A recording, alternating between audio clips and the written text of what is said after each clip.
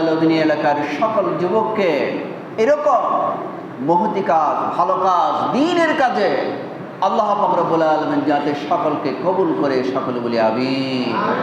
তাদের পরিবার পরিজন, পরিবারের সদস্য, বাবা মা সহ আল্লাহ পাক যাতে সকলের উপর রহম করে, সকল বলি আমিন। প্রিয় ভাইরা আমার, যৌবনকালের হিসাব আল্লাহ পাক স্পেশাল দিবে, কারণ এটার পুরস্কার আলাদা, এটার পুরস্কার আলাদা। এরপরে আল্লাহ পাক রব্বুল আলামিন বান্দাকে প্রশ্ন করবেন, বান্দা ওয়া মালিহি মিন আইনা ইকতাসাবা, দুনিয়ার জমিনে কত সম্পদ আমি তোমাকে দিয়েছিলাম, তোমার হাতে ছিল, বাড়ি গাড়ি, ধন দৌলত, মাল সম্পদ, অর্থ করি, এই সম্পদ তুমি কিভাবে পেলে? এটার হিসাবটা একটু দাও। কারণ দুনিয়ার জমিনে তোমাকে পাঠাইছিলাম আমি খালি হাতে। খালি আমরা দুনিয়াতে কেউ গড়া হাতে আসছি নাকি? না, খালি হাতে এসেছি, খালি গায়ে, শরীরে একটা জামা পর্যন্ত না, খালি গায়ে, খালি হাতে এই জমিনে আমি আর আপনি এসেছি। ঠিক আবার যাওয়ার সময়ও খালি হাতে। কত স্বর্ণ অলংকার মাঝে মধ্যে দেখা যায়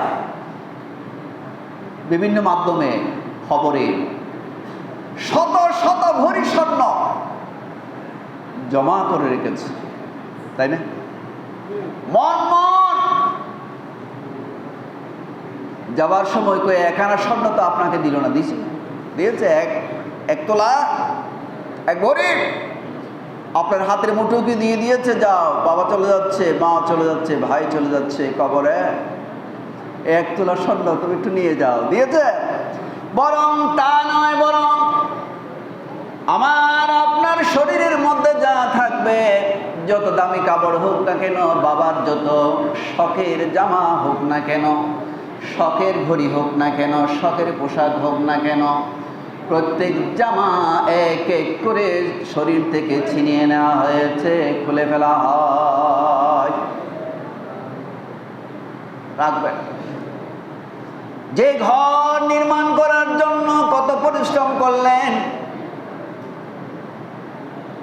মারা যাওয়ার পরে নির্দিষ্ট সময় রাখলেন, এরপরে আর রাখতে রাজি নয়। বেশি সময় হয়ে যাওয়ার কারণে রুম থেকে বের করে গাড়ির মধ্যে নিয়ে গিয়ে আইস করে অ্যাম্বুলেন্সের মধ্যে, বরফ আচ্ছাদিত অ্যাম্বুলেন্সের ভিতরে রাখা হয়। আপনার ওই রুমের মধ্যে, যে রুম তৈরি করার জন্য আপনি এত পরিশ্রম করলেন, এত খাটলেন, ওই রুমে, ওই ঘরে আর রাখতে প্রস্তুত নয়, ইচ্ছুক না।